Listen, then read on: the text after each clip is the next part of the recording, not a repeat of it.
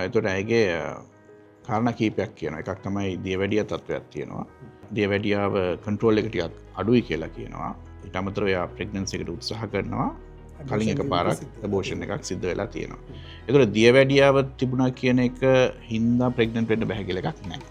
දියවැඩියාව තියෙන අය ඕන තරම් ප්‍රෙග්නන්ට් වෙනවා.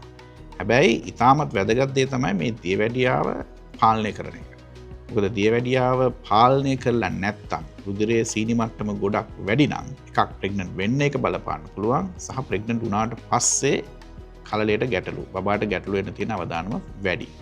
ඒකින්ද අනිවාර්යයෙන්ම කළ යුතු දේ තමයි මේ තත්ත්වය පාලනය කිරීම. ඒක පාලනය කරන්න බැරි දෙයක් නෙවෙයි. විවිධ ප්‍රතිකාර ක්‍රම තියෙනවා. සුදුසු වෛද්‍යවරයෙක් හම්බෙලා දියවැඩිය තත්ත්වය පාලනය කරගන්න. එම් පාලනය කරගත්තට පස්සේ මදසරු භාවය සම්බන්ධ වෛද්‍යවරයෙක් හරි නාරී වේදය සම්බන්ධ වෛද්‍යවරයෙක් හරි සම්බන්ධ වෙලා ප්‍රතිකාර අරගෙන ප්‍රෙග්නන්සි එකට උත්සාහ කරන්න. ප්‍රෙග්නන්ට් වුණාට පස්සේ මේ දියවැඩිය තත්ත්වය ක්‍රමවත් විදිහට පාලනය කිරීම ඉතාමත් වැදගත්. මොකද දියවැඩිය හරියට පාලනය වුනේ නැත්නම් ඒක බබාට ඉතාමත් අහිතකර විදිහට බලපාන්න පුළුවන්. ඒකින්ද ඒක ප්‍රෙග්නන්ට් වෙන්න බෑ කියලා දෙයක් නෑ. ඔබ උත්සාහ කළ යුතුයි. නමුත් දියවැඩිය තත්ත්වය පාලනය කරගෙන උත්සාහ කරන්න.